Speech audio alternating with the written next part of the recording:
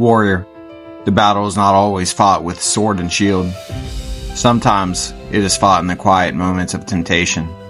Sometimes it is fought in the long nights of uncertainty. Sometimes it is fought against fear, doubt, and despair. Yet the same God who taught David's hand to war is the same God who strengthens his people today. This is the Warrior's Prayer, Part 2. Psalm 144, verses 3 and 4. Lord, what is man, that thou takest knowledge of him, or the Son of man, that thou makest account of him? Man is like to vanity. His days are the shadow that passeth away. David pauses, remembers who he is. Not a king, not a warrior, not a conqueror. A man. A mortal man whose days are but a shadow. The warrior who forgets his dependence upon God is already defeated. For all of our strength, our plans, and our accomplishments, we remain dust, sustained by the mercy of the Almighty. The true warrior walks in humility.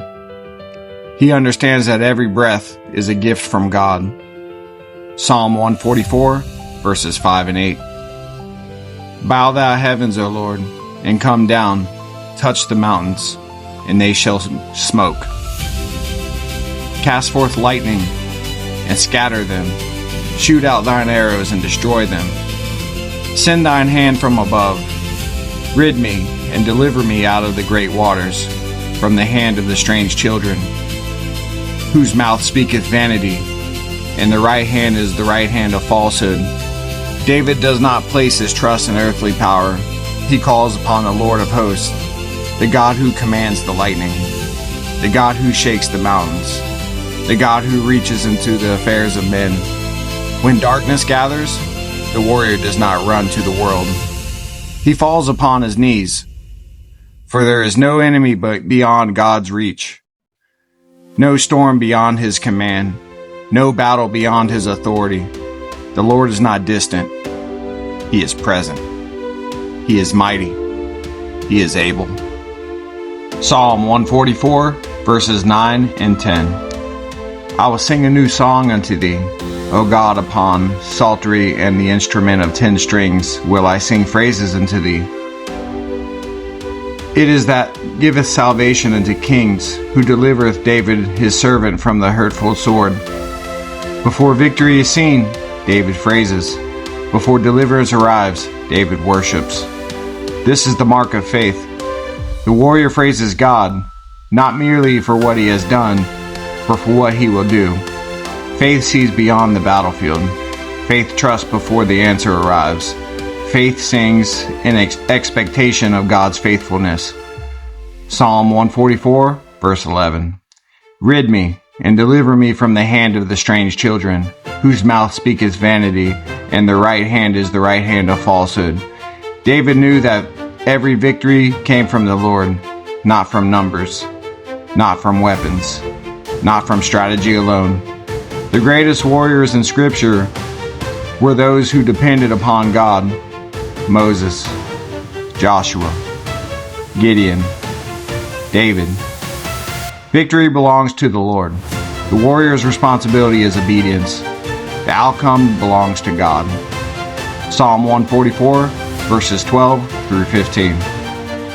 That our sons may be as plants grown upon their youth, that our daughters may be as cornerstones, polished after the similitude of the palace, that our garners may be full, avoiding all matter of the store, that our sheep may bring forth thousands, and 10,000s in our streets, that our oxen may be as strong to labor, that there be no breaking in, nor going out, that there is no complaining in our streets. Happy is that people that is such a case. Yea, happy is that people whose God is the Lord. David's prayer extends beyond himself. He prays for families, for sons, for daughters, for prosperity, for peace. For people who know the Lord, a strong nation is not built merely on wealth. It is built upon virtue.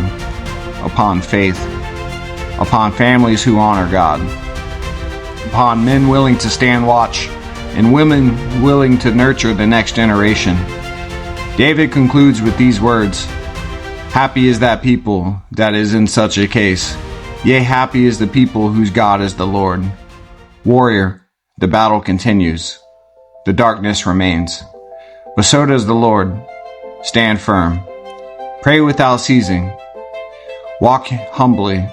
Trust completely. And remember, blessed are the people whose God is the Lord. May the Lord teach your hands to war, your heart to trust, and your spirit to endure. Until next time, stand your watch. If this message strengthened you today, subscribe to the Armed Watchman for more King James Version scripture, warrior wisdom, and watchman warnings.